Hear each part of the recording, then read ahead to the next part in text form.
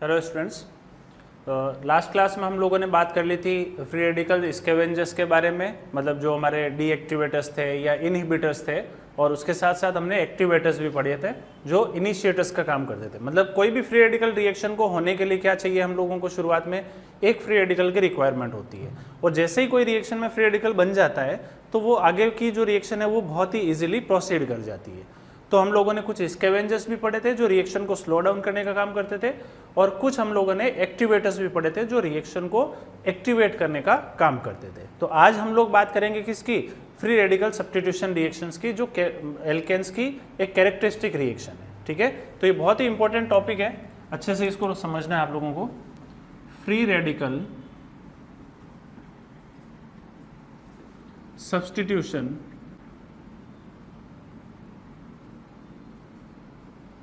Reaction, आप चाहो तो इसको FSR लिख सकते हो, फ्री रेडिकल सब्स्टिट्यूशन रिएक्शन, या कई बार कहीं पे शॉर्ट में ऐसे भी मेंशन कर देते हैं SFR, सब्स्टिट्यूशन फ्री रेडिकल। ठीक है, दोनों का मीनिंग क्या है, सेम। मैं आपके सामने एक फॉर्मेट लिखता हूं। आपके पास में CH4 का मॉलिक्यूल है, मतलब मीथेन है, इसकी रिएक्शन हमने कराई किसके साथ में, Cl2 के साथ में। ठीक है, Cl2 के साथ में रिएक्शन कराई in presence of ultraviolet light. UV light लिखा होता है, या फिर कई बार यूवी लाइट नहीं लिख के उसकी जगह पर ऐसा साइन बना दिया जाता है Hν।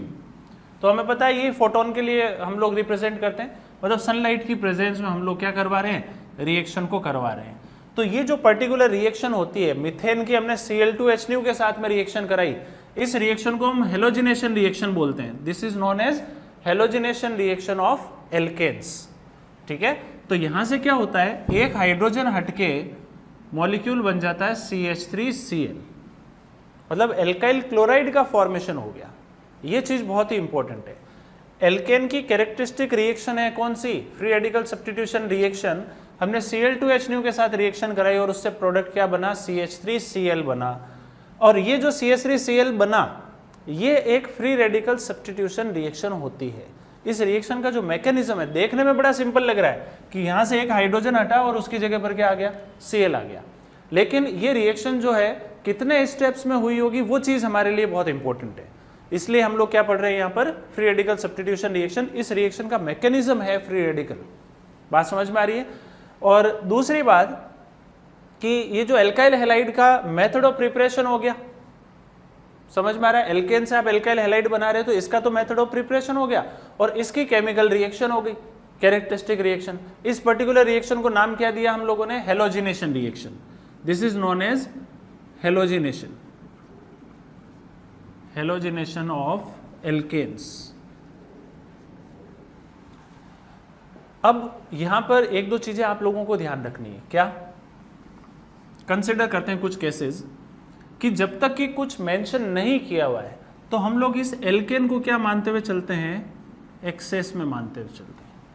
कुछ भी अगर मेंशन नहीं किया हुआ है तो क्या मानेंगे, ये जो भी एल्केन यहां पर होगा उसको हम लोग एक्सेस में मानते हुए चलने वाले हैं। और जैसे ही ये एक्सेस में होगा, Cl2Hν के साथ रिएक्शन कराओगे तो हमारा जो मेजर प्रोडक्ट बनेगा वो CH3Cl ही बनने वाला है। ठीक है, मोस्टली जो मेजोरिटी मात्रा बनेगी मॉलिक्यूल की वो इसी की बनेगी। लेकिन अगर मान लो कंडीशन कुछ ऐसी है कि CH4 और ये Cl2Hν, यहां पर अगर एक्सेस मेंशन किया हुआ है, मतलब हमने क्लोरीन गैस को एक्सेस में ले लिया, तो प्रोडक्ट सिर्फ यही नहीं बनता है, इसके साथ साथ कुछ और प्रोडक्ट भी बन जाते हैं। ध्यान देना आप लोग कि सबसे पहले बनता है CH3Cl, और साथ में HCl का मॉलिक्यूल तो बन ही जाएगा, क्योंकि एक हाइड्रोजन और दूसरा Cl भी तो यहाँ पर अटैच होगा। लेकिन ये Cl2 अभी भी क्या है, एक्सेस में, तो फिर क्या करेगा, ये एक हाइड्रोजन को और रिप्लेस कर देगा। तो अगेन ये Cl2Hν के साथ में रिएक्शन कर जाएगा, और यहाँ पर दो हाइड्रोजन रिप्लेस हो जाएंगे, किससे, Cl से। तो एक प्रोडक्ट ये भी बन गया, उसके साथ में HCl आ जाएगा। फिर अगेन ये Cl2Hν के साथ में रिएक्शन करेगा, तो यहाँ पर Cl3 बन जाएगा, और साथ में एक मॉलिक्यूल HCl का बन जाएगा, ये क्लोरोफॉर्म हो गया। और अगर वापस से हम लोगों ने इसकी रिएक्शन करा दी किसके साथ, Cl2Hν, तो अगेन यहां से क्या बन जाएगा, CCl4, कार्बन टेट्राक्लोराइड। अब यहां पर ध्यान देना, जब हमने एल्केन को एक्सेस में लिया था तब तो हमारा ये प्रोडक्ट बना था CH3Cl, ये मेजर प्रोडक्ट था। लेकिन हमने Cl2 को एक्सेस में ले लिया, तो जैसे ही आप इसको एक्सेस में लेते हो तो क्या होता है, 4 पॉसिबल प्रोडक्ट्स बन जाते हैं। CH3Cl भी बनेगा, CH2Cl2 भी बनेगा, CHCl3 और CCl4, मतलब चारों प्रोडक्ट्स का क्या हो जाएगा, कॉम्बिनेशन आप लोगों को मिलने वाला है। हालांकि ये रिएक्शन है कौन सी, अभी भी हेलोजिनेशन रिएक्शन ही है, लेकिन इसमें प्रोडक्ट जो है वो यहां तक लिमिट नहीं होकर क्या कर देता है, मिक्सचर ऑफ प्रोडक्ट आपको ऑब्टेन करवाता है। बात समझ में आ रही है? तो कुछ नहीं बोला हुआ तो ये मानते हुए चलना है, और अगर स्पेसिफिकली मेंशन कर दिया then mixture of product is obtain. अच्छा, इसके अलावा अगर आप 1:1 मिक्सचर भी लेते हो, मतलब CH4 का और Cl2 का, इनका इक्विमोलर मिक्सचर ले रहे हो, इक्विमोलर मिक्सचर लेने पर भी ये 4 पॉसिबल प्रोडक्ट्स ऑब्टेन होते हैं। तो हम लोगों को कुछ नहीं बोला हुआ है, तो बस ये मानते हुए चलना है कि ये एक्सेस में है। बात समझ में आ रही है? और जो मेजरली प्रोडक्ट बनता है वो क्या बनता है, मोनोहेलो एल्केन प्रोडक्ट बनता है, मोनोहेलो एल्केन या मोनो हेलोजिनेटेड एल्केन बन जाएगा। एक हेलोजन आ गया बस हाइड्रोजन की जगह पर, ठीक है, इक्विमोलर के केस में। और ये जो Cl2 या जो भी X2 होगी उसके अगर एक्सेस में लिया हुआ है तो दोनों ही कंडीशन में 4 पॉसिबल प्रोडक्ट्स का मिक्सचर हमेशा मिलने वाला है। अच्छा, ये जो रिएक्शन है वो कौन सी है, ये एक फ्री रेडिकल सब्स्टिट्यूशन रिएक्शन है। तो अब मैं इस रिएक्शन का मैकेनिज्म आप लोगों को बता रहा हूँ। CH4Cl2HNO के साथ रिएक्शन करके बना रहा है CH3Cl। इस रिएक्शन को हमने नाम क्या दिया, दिस इज मोनोहेलोजिनेशन, मतलब एक हेलोजन यहाँ पर आया, कुछ मेंशन नहीं किया हुआ, इसलिए हम लोग इसको एक्सेस में मानते हुए चल रहे हैं, ठीक है। तो ध्यान क्या रखना है, कोई भी फ्री रेडिकल रिएक्शन जो होती है हमेशा 3 स्टेप्स में होती है। कौन कौन से स्टेप्स होते हैं? फर्स्ट स्टेप होता है उसका चेन इनिशिएशन स्टेप। क्या रहेगा? चेन इनिशिएशन स्टेप, जिसमें चेन की इनिशिएशन होता है, मतलब स्टार्ट होता है चेन, ठीक है। सेकंड स्टेप कौन सा होता है? Chain propagation step. जब एक बार चेन स्टार्ट हो गई तो फिर आगे वो प्रोपोगेट करती है, आगे बढ़ना शुरू हो जाती है। तो सेकंड स्टेप हो गया हमारा चेन प्रोपोगेशन स्टेप। और थर्ड स्टेप होता है चेन टर्मिनेशन स्टेप। टर्मिनेशन का मतलब क्या हो गया? बंद होना। मतलब शुरुआत में हमने चेन को स्टार्ट किया, फिर उसको प्रोपोगेट किया, प्रोपोगेट का मतलब उस चेन को आगे बढ़ाया, और फिर हमने उस चेन को क्या कर दिया? टर्मिनेट कर दिया। बात समझ में आ रही है? तो कोई भी फ्री रेडिकल रिएक्शन जो है हमेशा 3 स्टेप्स में होने वाली है। First one is chain initiation step, second one is chain propagation step, और third one is chain termination step. तो स्टेप बाय स्टेप मैं इस रिएक्शन का मैकेनिज्म लिख रहा हूँ, तीनों स्टेप्स वाला, ठीक है ना। ध्यान देना, देखने में तो सिंपल सा लग रहा है कि हाइड्रोजन हटके Cl आया, लेकिन एक्चुअली ये Cl किस तरीके से आया वो यहाँ पर हम लोग समझ रहे हैं। तो यहाँ पर मैं लिख रहा हूँ स्टेप 1, ध्यान से समझना, this is known as chain initiation step. शुरुआत में हमने बात करी थी कोई भी फ्री रेडिकल रिएक्शन स्टार्ट होने के लिए हमें कम से कम एक फ्री रेडिकल की रिक्वायरमेंट होती है। अगर रिएक्शन वेसल में एक भी फ्री रेडिकल बन जाता है किसी भी तरीके से, तो फ्री रेडिकल रिएक्शन आगे ड्रास्टिकली बढ़ जाती है। बात समझ में आ रही है? तो शुरुआत में एक फ्री रेडिकल की रिक्वायरमेंट रहेगी हम लोगों को। तो ध्यान देना आप लोग, स्टेप 1 में जिसमें चेन इनिशिएट हो रही है, मतलब चेन की शुरुआत हो रही है, वो किस तरीके से होगी? एक फ्री रेडिकल के फॉर्मेशन के थ्रू। तो हमारे पास में ये जो X2 का मॉलिक्यूल होता है, आप चाहो तो यहाँ पे X की जगह Cl मान सकते हो, ठीक है, तो Cl2 मान सकते हो। इस Cl2 की जगह यहाँ पे चलो मैं X2 लिख सकता हूँ, तो यहाँ पर भी Cl की जगह पर क्या आ जाएगा? X आ जाएगा एक, ठीक है। X2 का जो मॉलिक्यूल है इसको हम लोग सनलाइट प्रोवाइड करवाते हैं, मतलब लाइट का एक फोटोन प्रोवाइड कराते हैं। तो जैसे ये Cl2 का मॉलिक्यूल या X2 का जो मॉलिक्यूल है अल्ट्रावायलेट लाइट की प्रेजेंस में आता है या फोटोन की प्रेजेंस में आता है, तो लाइट का एक फोटोन जो होता है इस बॉन्ड को तोड़ने के लिए क्या होता है? सफिशिएंट होता है। तो यहाँ पर ये जो X2 है इसका क्या होता है? होमोलिटिकल क्लीवेज हो जाता है। कोई इलेक्ट्रॉन नेगेटिविटी डिफरेंस तो यहाँ पर है नहीं, तो जैसे ही होमोलिटिकल क्लीवेज होगा तो ये क्या करेगा? 2 moles of X radical formation करवा देगा। ध्यान से समझना इस चीज को। शुरुआत में सनलाइट की रिक्वायरमेंट क्यों पड़ रही है? अगर सनलाइट नहीं देते हो तो हमें इसको हीट करना पड़ेगा।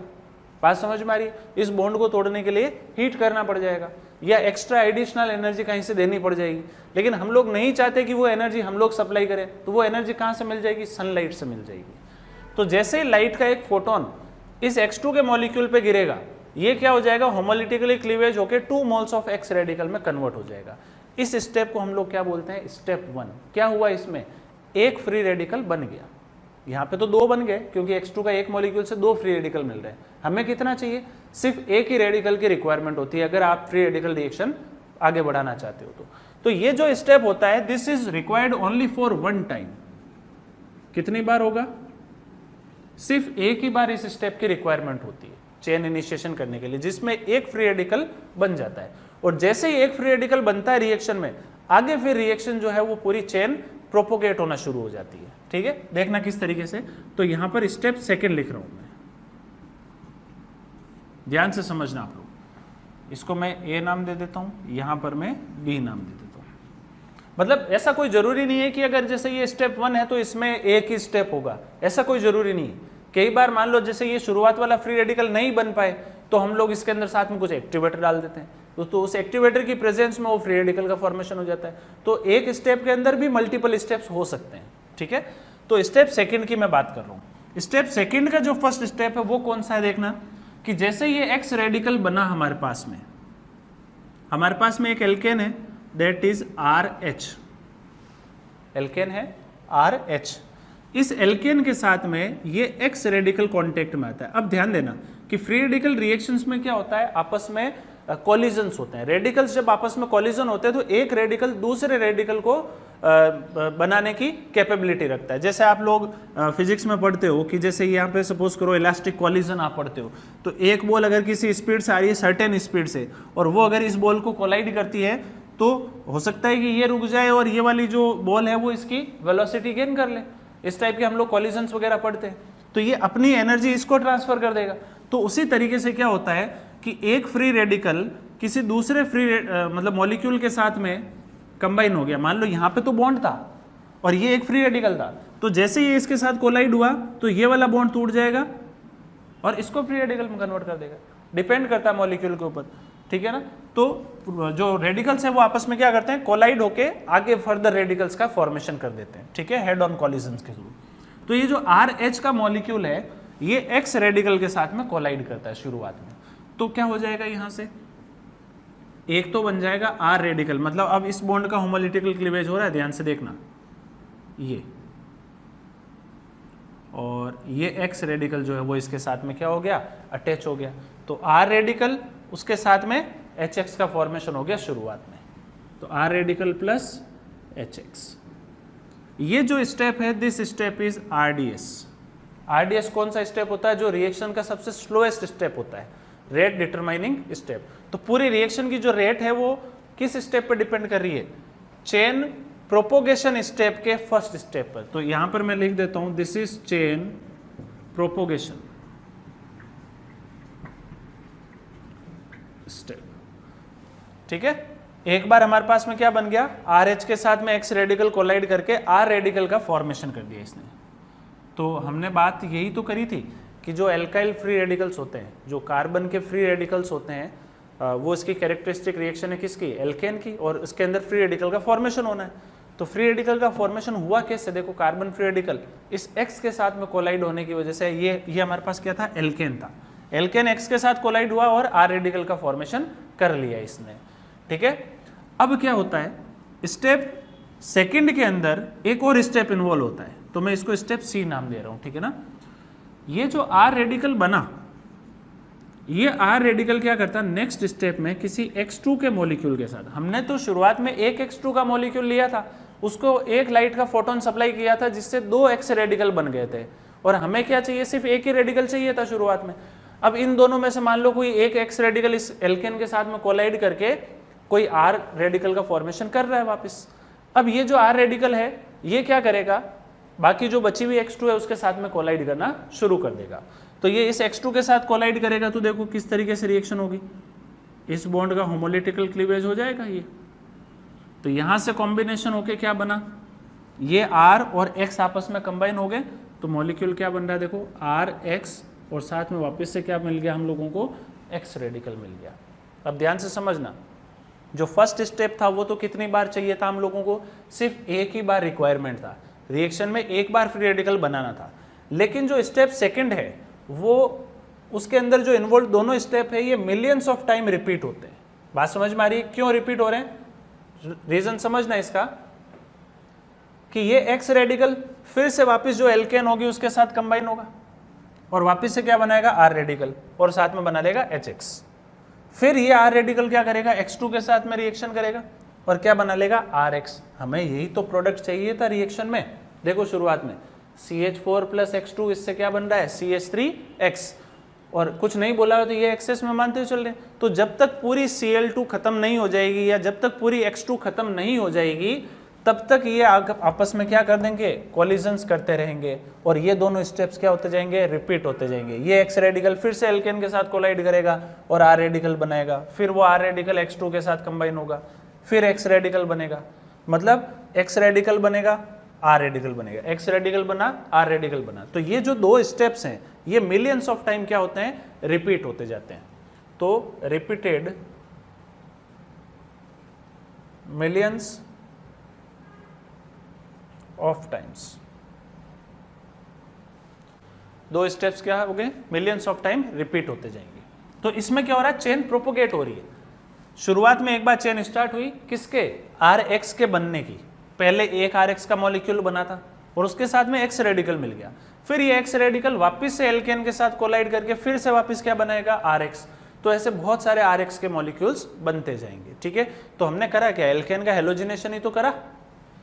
अब क्या होता है स्टेप थर्ड, स्टेप थर्ड इसको मान लो मैं D नाम दे रहा हूं। This step is known as chain termination.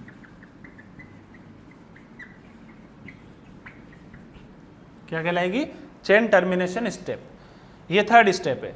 Termination का मतलब क्या है अब बंद होना। एक समय ऐसा आएगा जब रिएक्शन बहुत ज्यादा स्लो डाउन हो जाएगी, मतलब जब मोस्टली फ्री रेडिकल्स क्या हो जाएंगे कंज्यूम हो जाएंगे, रिएक्शन को जितना होना था वो हो जाएगी।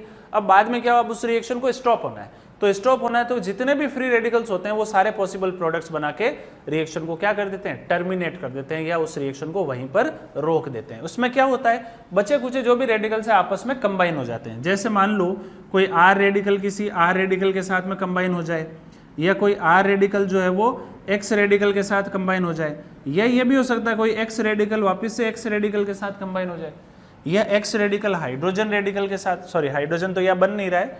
ठीक है, तो इस तरीके से जो भी पॉसिबल रेडिकल्स हैं आपस में कंबाइन होते जाएंगे और चेन को क्या करते जाएंगे टर्मिनेट करते जाएंगे। तो यहाँ से क्या बन जाएगा आर आर बन जाएगा, यहाँ से बन जाएगा आर एक्स और यहाँ से बन जाएगा एक्स एक्स। तो इसमें क्या हो रहा है जो थोड़े बहुत रेडिकल्स बचे हुए लास्ट में वो सारे आपस में कंबाइन होकर रिएक्शन को स्टॉप कर देंगे। ठीक है ना, तो मेजरली रिएक्शन में टाइम कहाँ लग रहा है इस स्टेप में। जैसे ये रिएक्शन एक बार एक्स रेडिकल से आर रेडिकल का फॉर्मेशन कर देगी, आगे रिएक्शन प्रोसीड कर जाएगी, फिर आर एक्स बन गया, फिर एक्स रेडिकल भी बना साथ में, ये एक्स रेडिकल वापस से यही स्टेप रिपीट करवाएगा। इसलिए हमने इस स्टेप के आगे क्या लिखा हुआ है रिपीटेड मिलियंस ऑफ टाइम्स। शुरुआत वाला first step one time requirement था, बाद वाले स्टेप जो होते हैं वो repeated times sorry millions of time repeat होते हैं और बाद में जब रिएक्शन सफिशिएंट मात्रा में हो जाती है तो लास्ट में आके रिएक्शन क्या होती है टर्मिनेट होती है। टर्मिनेट के अंदर जो बचे कुचे रेडिकल्स होते हैं वो क्या करते हैं एक दूसरे से कंबाइन होकर जो भी पॉसिबल प्रोडक्ट्स है वो बना लेते हैं। तो मेजॉरिटी प्रोडक्ट कौन सा बना रिएक्शन में RX, इसकी यील्ड सबसे ज्यादा है, इसलिए हम लोगों ने क्या लिखा CH3X is the major product. और अगर इक्विमोलर मिक्सचर लेते या X2 को एक्सेस में ले लेते तो फिर सारे टाइप के पॉसिबल प्रोडक्ट्स यहाँ पर बन जाते। तो फ्री रेडिकल रिएक्शन जो है वो हो बहुत सारे स्टेप में रही है। बेसिक स्टेप्स कितने हैं तीन, first is chain initiation, second is chain propagation and third one is chain termination step. जिसमें RDS कौन सा स्टेप था, RDS था ये वाला। बात समझ में आ गई। तो इस एक रिएक्शन में देखने में बिल्कुल सी इजी सी लग रही है कि एक हाइड्रोजन हटा के हेलोजन लगाया, लेकिन एक्चुअली जो हेलोजन लगा वो इतने सारे स्टेप्स के थ्रू लगा। तो कोई भी फ्री रेडिकल रिएक्शन होगी हमेशा तीन स्टेप्स में होगी। बात समझ में आ रही है, पहले इनिशिएशन होगा, देन प्रोपोगेशन होगा और लास्ट में क्या हो जाएगा उस रिएक्शन का टर्मिनेशन हो जाएगा। इसके ऊपर कुछ ग्राफिकल क्वेश्चंस भी आते हैं, जेईई और नीट में पहले भी पूछे जा चुके हैं, तो कुछ मैं ग्राफ्स बना देता हूं, आप लोग इसको नोट करें। मान लो इधर पोटेंशियल एनर्जी है और इधर रिएक्शन कोऑर्डिनेट है।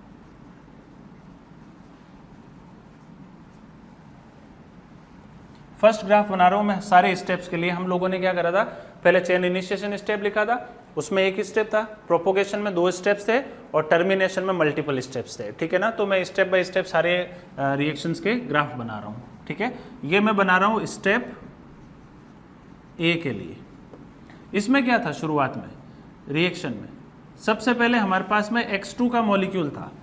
इस X2 के मॉलिक्यूल को फ्री रेडिकल में ब्रेक होने के लिए पोटेंशियल एनर्जी बढ़ेगी। यहाँ पर ये X रेडिकल और साथ में क्या बन गया X रेडिकल। भाई पहले तो X2 था, ये न्यूट्रल मॉलिक्यूल था, लेकिन बाद में आपने इसको किस में कन्वर्ट कर दिया, रेडिकल में कन्वर्ट कर दिया, तो एनर्जी क्या हो गई इसकी, कम हो गई। ये हाईली अनस्टेबल है, सॉरी इसकी एनर्जी बढ़ गई ना, पोटेंशियल एनर्जी। तो हमने इसको क्या करा, एक्टिवेशन एनर्जी दी थी, that is EA। Activation energy आप लोग समझते हो, जब मॉलिक्यूल को एक्टिवेट करना है तो कुछ एनर्जी सप्लाई करनी पड़ती है रिएक्शन करने के लिए, तो जो हम लोग एक्सटर्नली एनर्जी सप्लाई कर रहे हैं that is known as activation energy. तो X2 के मॉलिक्यूल को ब्रेक करने के लिए हमने एक्टिवेशन एनर्जी दी थी, दैट इज h न्यू। कहाँ से, फोटोन से, लाइट के फोटोन से। बात समझ में आ रही है।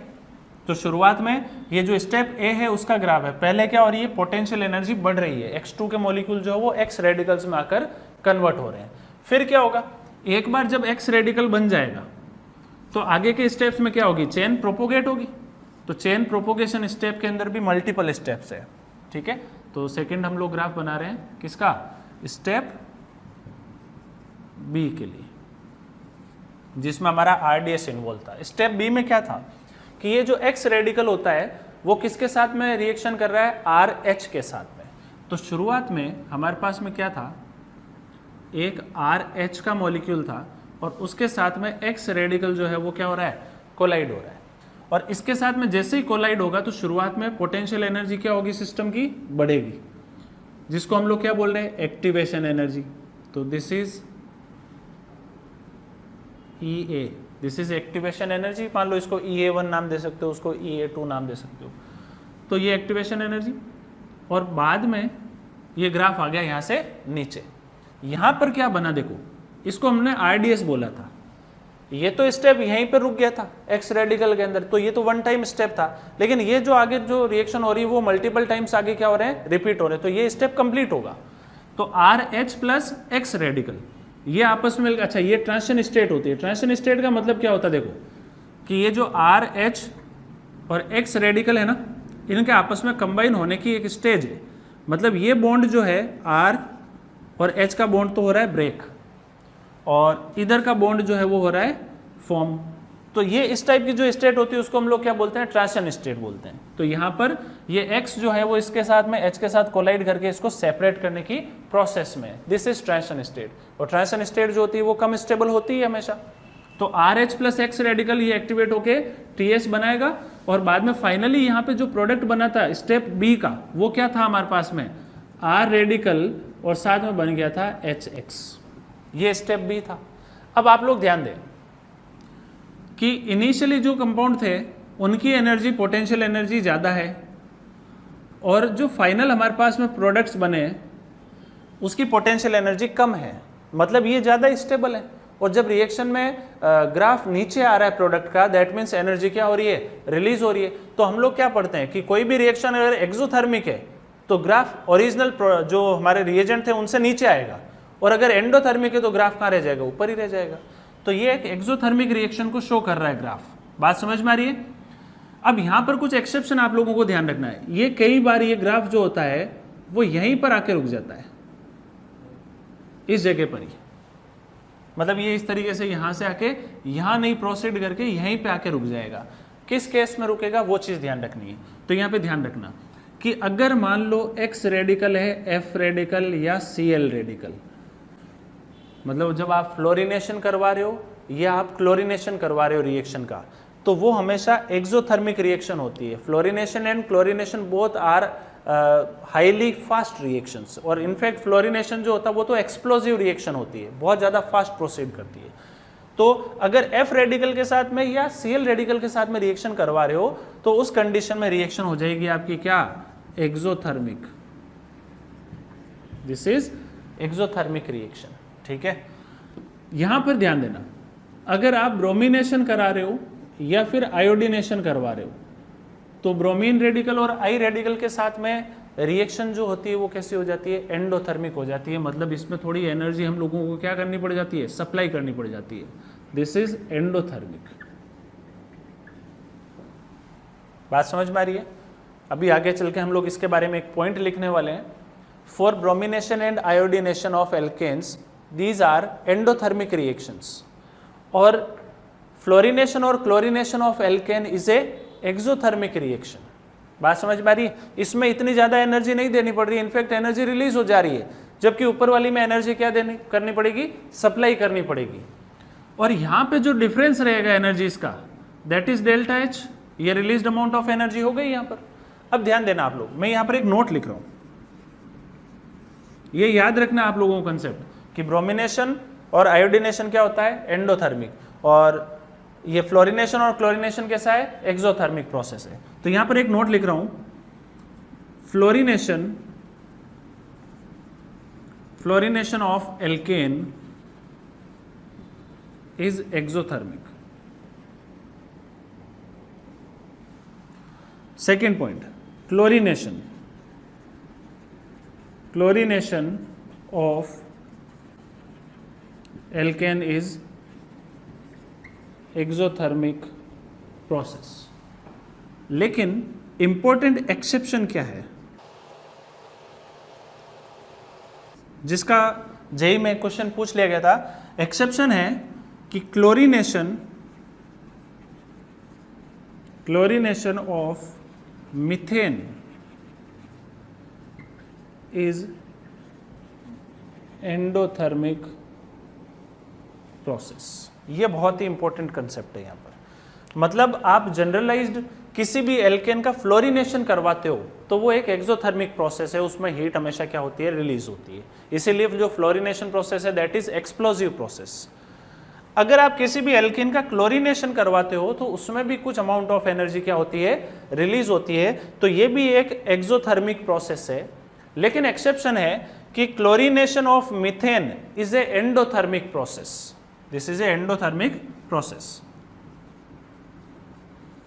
मतलब इसमें एनर्जी क्या करनी पड़ेगी, देनी पड़ जाएगी मीथेन का अगर क्लोरिनेशन करवाना है। इसीलिए तो हम लोग क्या कर रहे हैं, CH4 के साथ में अभी सनलाइट हमने मेंशन किया था, फोटोन एनर्जी सप्लाई कर रहे हैं हम लोग, जिससे एनर्जी सप्लाई हुई और आगे रिएक्शन क्या हो गई, प्रोसीड हो गई। तो इस एक्सेप्शन का यूज करते हुए एक जेई में क्वेश्चन पूछा गया था। क्या क्वेश्चन है आप लोग ध्यान रखना। इसके साथ एक पॉइंट में और लिख रहा हूं, both bromination and iodination are endothermic। Iodination और ब्रोमिनेशन जो है वो स्लो रिएक्शंस होती है और वो एंडोथर्मिक रिएक्शंस होती हैं। तो उनमें हमें एनर्जी क्या करनी पड़ती है, ज़्यादा मात्रा में सप्लाई करनी पड़ती है, ठीक है ना। Bromination and iodination of alkane are endothermic process, ठीक है। या मान लो मीथेन का भी अगर हम लोग कंसिडर करें तो bromination and iodination of methane is a endothermic process.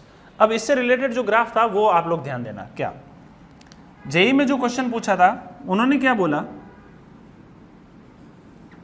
उन्होंने एक ग्राफ मेंशन किया इस तरीके का, ठीक है। और यहां पर उन्होंने मीथेन गैस यूज किया, CH4 प्लस X रेडिकल, ये ट्रांजिशन स्टेट बन गया। यहाँ पर ये जो भी एक्टिवेशन एनर्जी इन्होंने सप्लाई कर दी, और यहाँ पर इन्होंने बोल दिया CH3 रेडिकल और साथ में बना दिया HX।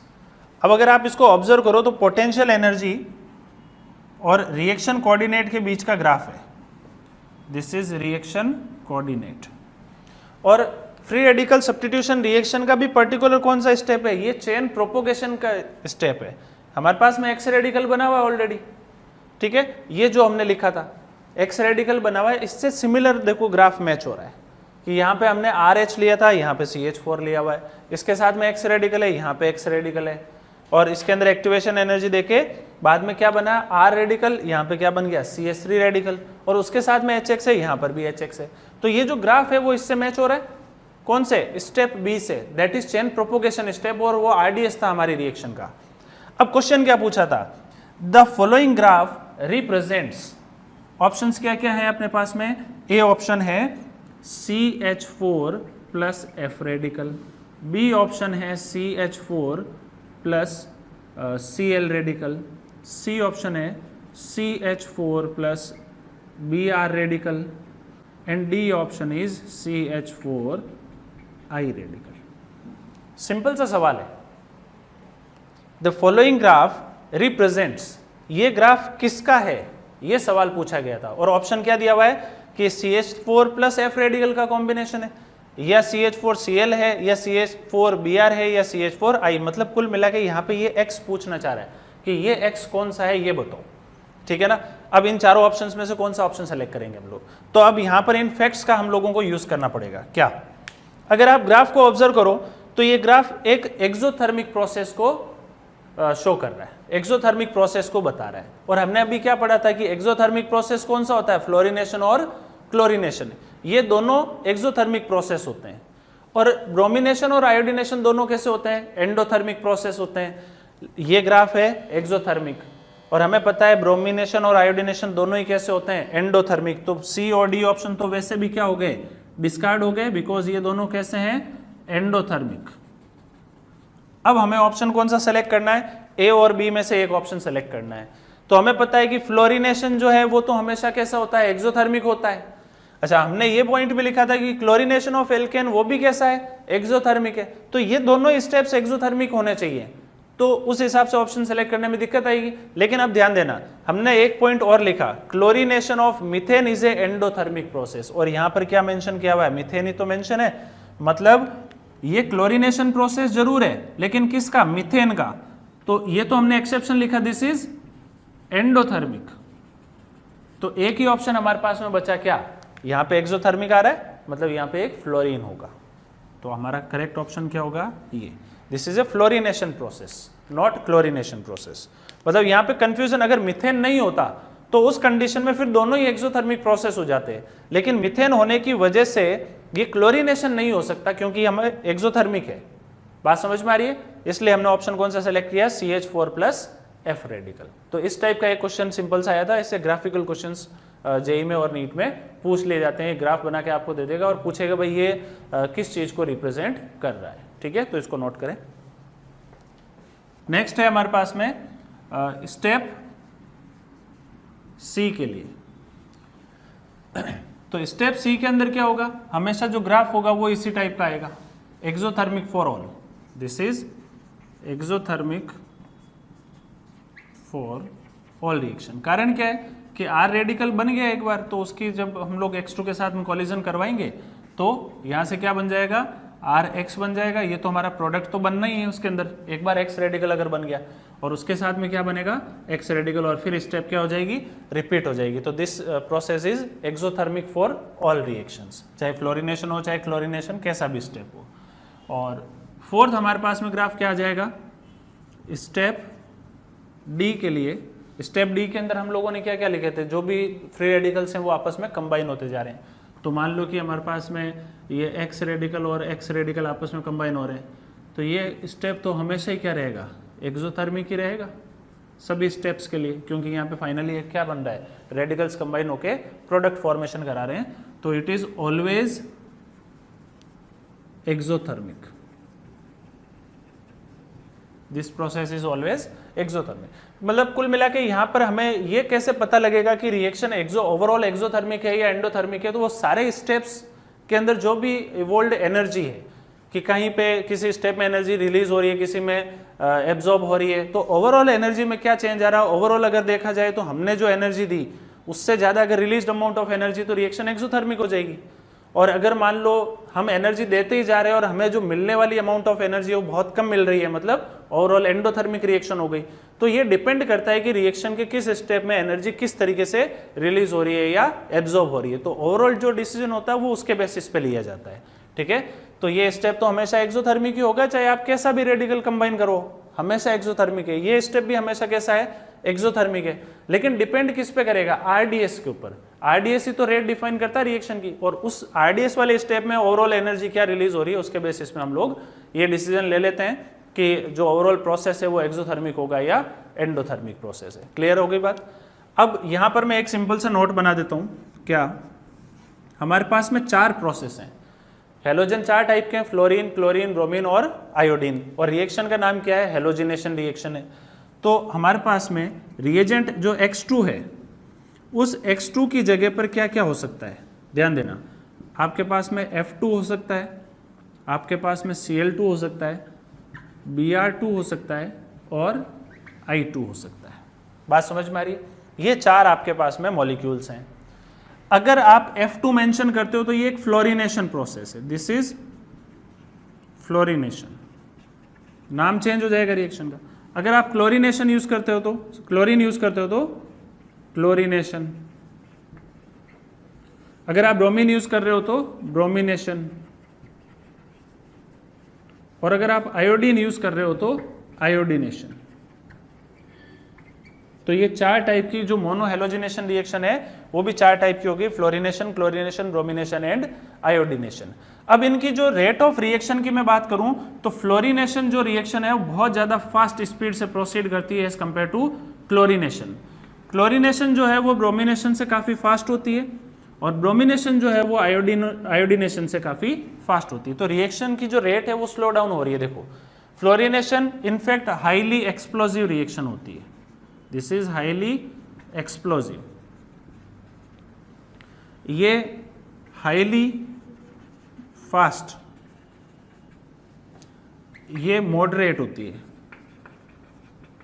और ये स्लो होती है। मतलब आप 4 टाइप के जो हेलोजिनेशन है उनको अगर करवाना है तो उनकी जो रिलेटिव रेट है, फ्लोरिनेशन जो है हाईली एक्सप्लोजिव रिएक्शन है, इसलिए हम लोग फ्लोरिनेशन को आसानी से लैब में इजीली नॉर्मल कंडीशंस पे नहीं करवाते हैं, ठीक है। और इसको अगर रिएक्शन को प्रोसीड करवाना है तो इसको डार्क में करवाना पड़ता है, सनलाइट की एब्सेंस में करवाना पड़ता है, क्योंकि ये हाईली एक्सप्लोजिव रिएक्शन है, ठीक है ना। और फिर क्लोरिनेशन की बात करें तो क्लोरिनेशन बहुत ज़्यादा फास्ट रिएक्शन होती है, लेकिन ये सनलाइट की प्रेजेंस में होती है। 3rd नंबर हमारे पास में है ब्रोमिनेशन, जो मॉडरेटली फास्ट है, एनर्जी देनी पड़ती है इसके अंदर और स्लो करवानी पड़ती है, मतलब ये रिएक्शन स्लो ही होती है। और आयोडीनेशन जो है वो सबसे स्लोएस्ट प्रोसेस है। अब अभी हमने बात करी थी कि भाई ओवरऑल रिएक्शन मतलब एक्सोथर्मिक होगी या एंडोथर्मिक होगी, वो कैसे डिसीजन लेंगे। तो उसके डिसीजन के लिए हमारे पास में मॉलिक्यूल क्या है, जैसे मान लो कि ये RH था हमारे पास में, ठीक है, और उसके साथ में क्या था, X2 था। ये दोनों आपस में रिएक्शन करके क्या बना रहे हैं, RH बना रहे हैं, सॉरी RX बना रहे हैं, और साथ में क्या बन रहा है, HX भी बन जाएगा। मतलब ये 4 टाइप के हमारे पास में मॉलिक्यूल बन रहा है। ये हमारे पास में रिएक्शन का फॉर्मेट है। तो हमें पता है कि इस बॉन्ड को क्या करना पड़ेगा, तोड़ना पड़ेगा। तो इस बॉन्ड को तोड़ने के लिए एनर्जी देनी पड़ेगी, इस बॉन्ड को भी हमें क्या करना पड़ेगा, ब्रेक करना पड़ेगा। तो यहाँ तो एनर्जी हम लोग दे रहे हैं, और जैसे प्रोडक्ट बनते हैं तो यहाँ पे RH के फॉर्मेशन से कुछ एनर्जी रिलीज होगी और HX के फॉर्मेशन से भी कुछ एनर्जी क्या होगी, रिलीज होगी। तो अब हमने जो एनर्जी सप्लाई करी है और जो हमें एनर्जी मिली है, रिलीज हुई है, इन दोनों में से जो एनर्जी ज्यादा होगी उसके बेसिस पे हम लोग डिसीजन ले लेंगे कि रिएक्शन एक्सोथर्मिक है या एंडोथर्मिक है। अब वो डिपेंड करता है कि X2 की बॉन्ड एनर्जी कितनी है, ये RH जो है इसको बॉन्ड को तोड़ने के लिए कितनी एनर्जी की रिक्वायरमेंट है, या जो HX बन रहा है वो कितना स्ट्रॉन्ग बन रहा है, या RH जो बन रहा है वो कितना स्ट्रॉन्ग बॉन्ड बन रहा है। तो जितना स्ट्रॉन्ग बॉन्ड बनेगा तो एनर्जी उतनी ही ज्यादा रिलीज हो जाएगी, ठीक है। तो फेवरेबल कंडीशंस के बेसिस पे हम लोग डिसीजन लेंगे कि रिएक्शन ओवरऑल एक्सोथर्मिक होगी या एंडोथर्मिक होगी, in amount supplied amount of energy और रिलीज्ड अमाउंट ऑफ एनर्जी के डिफरेंस के बेसिस पे। बात समझ में आ रही है, इसको नोट करें। अब मैंने आपके सामने कुछ डाटा लिखा हुआ है, इस डाटा को याद रखना है कि बॉन्ड एनर्जी ऑफ X2 की अगर मैं बात करूं तो Cl होना क्या चाहिए था, भाई फ्लोरीन फ्लोरीन के बीच का बॉन्ड जो है वो सबसे ज्यादा स्ट्रॉन्ग होना चाहिए था, लेकिन यहाँ पे इसके ऑर्डर के अंदर फ्लोरीन जो है वो 3rd नंबर पे आ रहा है। शुरुआत में क्या आ रहा है, Cl, then Br, then fluorine, and सबसे लास्ट में कौन आ रहा है, आयोडीन। इस बॉन्ड को तोड़ने के लिए जो अमाउंट ऑफ एनर्जी चाहिए दैट इज 58 किलो कैलोरी पर मोल। इसकी अगर मैं बात करूं तो इसको चाहिए 42 किलो कैलोरी, और फ्लोरीन के बॉन्ड को तोड़ने के लिए एनर्जी कितनी चाहिए, 37, जबकि होना क्या चाहिए था कि इसका बॉन्ड स्ट्रॉन्ग होना चाहिए, और जितना ज्यादा स्ट्रॉन्ग बॉन्ड होता है उस बॉन्ड को तोड़ने के लिए एनर्जी उतनी ही कम देनी पड़ती है, ठीक है। और सबसे कम एनर्जी किसको देनी पड़ रही है, आयोडीन को, क्योंकि इसका बॉन्ड जो है वो काफी वीक कंडीशन का है।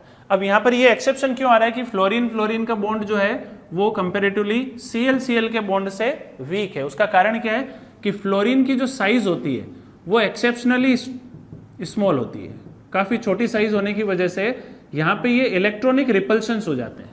भाई दोनों की साइज बहुत छोटी है छोटी साइज होने की वजह से इनके बीच में इलेक्ट्रॉनिक रिपल्शंस काफी ज्यादा है, तो ज्यादा रिपल्शंस होने की वजह से इसकी जो बॉन्ड लेंथ है वो बढ़ जाती है, और बॉन्ड लेंथ बढ़ने पर क्या हो जाती है, बॉन्ड एनर्जी कम हो जाती है। बात समझ में आ रही है? तो इस चीज को आप लोगों को ध्यान रखना है, इलेक्ट्रॉनिक रिपल्शंस,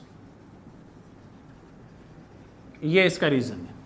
उसी तरीके से CX बॉन्ड की अगर मैं बॉन्ड एनर्जी की बात करूं तो कार्बन फ्लोरीन का बॉन्ड काफी स्ट्रांग होता है, देन CCl, देन CBr और सबसे लास्ट में Ci, ठीक है। और एक ये HX की बॉन्ड एनर्जी की बात करें तो HF का काफी स्ट्रांग बॉन्ड होता है, then HCl, HBr and HI। हमें पता है कि ये काफी स्ट्रांग एसिड है, तो इससे H+ का रिलीज होना आसान काम है। कारण क्या है, साइज डिफरेंस बहुत ज्यादा है, आयोडीन और हाइड्रोजन का साइज काफी डिफरेंस है, जबकि हाइड्रोजन और फ्लोरीन की साइज लगभग क्या है, बराबर। तो इनके बीच का बॉन्ड जो है वो क्या रहेगा, स्ट्रांग है, और इनके बीच का बॉन्ड जो है वो क्या रहेगा, वीक है कंपैरेटिवली। बात समझ में आ रही है? तो इस तरीके से आप लोगों को ओवरऑल इनके बेसिस पे एक डाटा मिल जाएगा, जिसके बेसिस पे डिसाइड कर सकते हो कि ओवरऑल रिएक्शन एक्सोथर्मिक होगी या एंडोथर्मिक होगी। अब यहाँ पर फ्री रेडिकल सब्स्टिट्यूशन रिएक्शन तो कंप्लीट है, इससे रिलेटेड कुछ और फैक्ट्स भी हैं, वो हम लोग नेक्स्ट लेक्चर में पढ़ेंगे। बट उससे पहले मैं आप लोगों को यहाँ पे रिएजेंट्स मेंशन कर देता हूँ कि किस रिएजेंट की प्रेजेंस में फ्री रेडिकल रिएक्शन हो जाएगी। आयोडीनेशन के लिए क्या होगा, ब्रोमिनेशन, क्लोरीनेशन, या जो भी प्रोसेस है उसके लिए कौन कौन से रिएजेंट हम लोग यूज करने वाले हैं। कंडीशंस ऑफ हेलोजिनेशन की अगर मैं बात करूं तो कंडीशन ऑफ हेलोजिनेशन में मैं कुछ रिएजेंट्स लिख सकता हूं। हमारे पास में 4 प्रोसेस है। First one is fluorination. Fluorination process की अगर मैं बात करूं तो इसमें रिएजेंट्स क्या क्या यूज कर सकते हैं हम लोग, F2 गैस, और उसके साथ में या तो आप नियोन यूज करो या फिर नाइट्रोजन N2 गैस यूज करो। F2 के साथ में क्या करना पड़ता है, या तो आप नियोन गैस, कोई inert gas, F2 plus inert gas, inert gas like neon और N2। ये बहुत ही इंपॉर्टेंट फैक्ट है कि अगर आपको फ्लोरिनेशन करवाना है तो F2 गैस तो यूज करेंगे, लेकिन साथ साथ में कोई एक इनर्ट गैस यूज करनी पड़ती है, नियोन या नाइट्रोजन गैस। अब ऐसा क्यों हो रहा है कि हमें पता है कि F2 के साथ में जो रिएक्शन होती है, fluorination is a highly explosive process, और इनफैक्ट ये डार्क में रिएक्शन होती है। तो यहां पर ये भी कंडीशन अप्लाई करनी पड़ेगी कि F2 के साथ में इनर्ट गैस तो है, साथ साथ में डार्कनेस भी आपको मेंटेन करनी पड़ेगी, मतलब सनलाइट वगैरह प्रेजेंट नहीं होनी चाहिए, अदरवाइज रिएक्शन क्या है, हाईली एक्सप्लोसिव है। तो अब यहाँ पर इनर्ट गैस क्यों यूज कर रहे हैं, ये क्वेश्चन भी पूछा जाता है कि नियोन या नाइट्रोजन गैस क्यों यूज कर रहे हैं। तो ये इसका रीजन सिंपल सा है कि एक्सप्लोसिव रिएक्शन होने की वजह से हम लोग क्या करते हैं, इस F2 की कंसंट्रेशन को डाइल्यूट करते हैं, मतलब इसकी कंसंट्रेशन को कम कर देते हैं। कम करने के लिए हम लोग क्या करते हैं, उसमें कोई इनर्ट गैस ऐड कर देते हैं। तो इनर्ट गैस की एडिशन से उसकी कंसंट्रेशन कम हो जाएगी, और कंसंट्रेशन कम होने से रिएक्शन जो है वो थोड़ी सी कंट्रोल हो जाएगी। तो ये कंट्रोल करने के लिए हम लोग इसको यूज कर रहे हैं, ठीक है, ताकि जो F2 की कंसंट्रेशन है वो डाइल्यूट हो जाए, और डाइल्यूट कंडीशन के अंदर रिएक्शन जो है वो फिर भी हम लोग लेबोरेटरी में करवा सकते हैं। तो ये पॉइंट यहाँ पे क्लियर हो गया कि नियोन और नाइट्रोजन हम लोग क्यों यूज कर रहे हैं, ठीक है। सेकेंड हमारे पास में है क्लोरीनेशन। क्लोरीनेशन प्रोसेस के लिए जो हम लोग रिएजेंट्स यूज कर रहे हैं, अभी शुरुआत में लिखा था, आप चाहो तो Cl2 के साथ में HNu मेंशन कर सकते हो, ऐसा रिएजेंट लिखा हो सकता है, या फिर इसकी जगह Cl2 UV लाइट, ये ऐसे भी मेंशन करके लिख सकते हैं, ठीक है। या फिर हमने बात करी थी, अगर आप सनलाइट वगैरह नहीं प्रेजेंट दे रहे हो तो उसके साथ में आप कोई एक्टिवेटर वगैरह ऐसा कुछ यूज कर सकते हो। तो आप चाहो तो Cl2 के साथ में R2O2 भी मेंशन किया हो सकता है। R2O2 हमें पता है शुरुआत में लिखा था ROOR, दैट इज एक्टिवेटर, तो वो एक्टिवेटर का काम कर रहा है। या फिर इसकी जगह आप लिख सकते हो Cl2 SO2Cl2, that is sulphonyl chloride. Sulphonyl chloride use कर सकते हो। Cl2 प्लस SO2Cl2, SOCl2 और SO2Cl2 में बहुत डिफरेंस है, ध्यान रखना। आगे रिएक्शंस में कई बार कंफ्यूजन हो जाती है, कहीं पे SOCl2 लिखा होगा और यहां पर लिखा हुआ है SO2Cl2, तो SO2Cl2 के साथ में मोनोक्लोरिनेशन होता है, ये ध्यान रखना, ठीक है। और जो SOCl2 होता है वो कार्बोक्सिलिक एसिड में OH हटा के क्या करता है, Cl लेके आता है, जबकि SO2Cl2 क्या करता है, एल्केन में हाइड्रोजन हटा के उसकी जगह Cl लेके आता है, ये डिफरेंस है। और एक आप इसकी जगह tertiary butoxy TBuOCl, this is tertiary butoxy chloride, ये रिएजेंट आप यूज कर सकते हो, ठीक है, TbUoCl। तो क्लोरीनेशन कराने के लिए आपके पास में एक वेराइटी ऑफ रिएजेंट्स प्रेजेंट है। उसी तरीके से थर्ड हमारे पास में आता है ब्रोमिनेशन।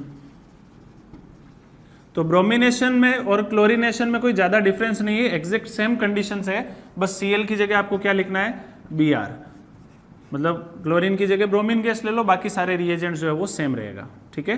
तो यहाँ पर मैं लिख देता हूँ Cl2 की जगह क्या रहेगा, Br, तो Br2 UV लाइट लिखा हो और Br2 R2O2 हो या Br2 SO2 Br2 या फिर TbUo Br। अब यहाँ पे SO2 Br2 की जगह SO2 Cl2 भी लिखा हो सकता है, लेकिन ओवरऑल जो हेलोजिनेशन होगा वो Br2 के बेसिस पे होगा, तो इसलिए यहाँ पर Br होना जरूरी है। और फोर्थ हमारे पास में लास्ट है आयोडीनेशन। आयोडीनेशन प्रोसेस के लिए बहुत ही इंपॉर्टेंट है, आप I2 यूज करो और I2 के साथ में कोई एक स्ट्रॉन्ग ऑक्सीडाइजिंग एजेंट यूज करना पड़ता है। I2 के साथ में क्या करोगे, ऑक्सीडाइजिंग एजेंट का यूज करना पड़ता है। ऐसा क्यों हो रहा है, उसका रीजन हम लोग समझते हैं। ऑक्सीडाइजिंग एजेंट्स लाइक HgO या फिर HNO3, इस टाइप के ऑक्सीडाइजिंग एजेंट यूज करने पड़ते हैं। उसका रीजन सिंपल सा है कि हमारे पास में जो भी RH है, इस RH की हमने रिएक्शन कराई किसके साथ में, I2 के साथ में। तो I2 के साथ में ये कंपाउंड क्या बना लेगा, RI बना लेगा और साथ में क्या बना लेगा, HI बना लेगा। तो ये जो HI होता है ये बहुत ही स्ट्रॉन्ग रिड्यूसिंग एजेंट है। भाई हमने बात क्या करी थी, रेड फॉस्फोरस HI के साथ में रिएक्शन कराते हो तो कोई एल्काइल हैलाइड जो है वो एल्केन में कन्वर्ट हो जाता है। तो HI भी काफी स्ट्रॉन्ग रिड्यूसिंग एजेंट है। तो ये क्या करता है, जैसे ही ये सॉल्यूशन में बनता है, इस RI एल्काइल आयोडाइड को वापस से बैकवर्ड रिएक्शन में, आयोडीनेशन एक रिवर्सिबल प्रोसेस है, ठीक है ना, इसलिए यहां पर क्या हो जाता है कि ये जो RI है वापस HI से रिड्यूस होकर RH में कन्वर्ट हो जाता है, बैक टू एल्केन। तो जैसे ही ये वापस से HI बनेगा, इसको वापस से किस में कन्वर्ट करेगा, RH एल्केन में कन्वर्ट कर देगा। इसलिए हम लोग चाहते हैं कि भाई रिएक्शन बैकवर्ड ना जाए, तो जो बनने वाला HI है जो एक स्ट्रॉन्ग रिड्यूसिंग एजेंट है, उसको या तो हटा लो सॉल्यूशन से, जैसे जैसे ये बनता है उसको हटाते जाओ, अदरवाइज रिएक्शन क्या हो जाएगी, बैकवर्ड डायरेक्शन में चली जाएगी। Iodination is a reversible process, ठीक है। या फिर दूसरा काम क्या कर सकते हैं, हम इस I2 के साथ में कोई एक स्ट्रॉन्ग ऑक्सीडाइजिंग एजेंट यूज कर लेते हैं, लाइक HgO या HNO3 टाइप का। इस टाइप का जैसे ही आप रिएजेंट यूज करते हो तो ये क्या करता है, ये ऑक्सीडाइजिंग एजेंट है और ये रिड्यूसिंग एजेंट है, आपस में क्या हो जाएंगे, न्यूट्रलाइज हो जाएंगे। तो ये ऑक्सीडाइजिंग एजेंट इस बनने वाले HI को क्या कर देता है, डिस्ट्रॉय कर देता है, खत्म कर देता है। तो ये जो स्ट्रॉन्ग ऑक्सीडाइजिंग एजेंट है HI, ये क्या करेगा, मान लो आपने इसकी रिएक्शन HNO3 के साथ में करा दी, तो ये एक स्ट्रॉन्ग ऑक्सीडाइजिंग एजेंट है और ये है रिड्यूसिंग एजेंट। तो ये आपस में रिएक्शन करके क्या बना लेंगे, एक तो H2O बना लेगा, साथ में NO2 बना लेगा और साथ में I2 बना लेगा। मतलब जो बनने वाला HI है उसको क्या कर देगा, डिस्ट्रॉय कर देगा। और जैसे ये डिस्ट्रॉय होगा रिएक्शन आगे प्रोसीड कर जाएगी। अगर स्ट्रॉन्ग ऑक्सीडाइजिंग एजेंट यूज नहीं लिया तो रिएक्शन रिवर्सिबल प्रोसेस है, वापस बैकवर्ड डायरेक्शन में चल के किस में कन्वर्ट हो जाएगी, एल्केन में कन्वर्ट हो जाएगी। इसलिए ये रिएजेंट की जो भी कंडीशंस है आप लोग अच्छे से ध्यान रखें। बाकी हम लोग नेक्स्ट क्लास में रिएक्टिविटी वर्सेस सेलेक्टिविटी की बात करेंगे कि क्लोरीनेशन और ब्रोमिनेशन में क्या डिफरेंस है और क्या क्या इनके लिए कंडीशंस होती हैं। और ठीक है, थैंक यू।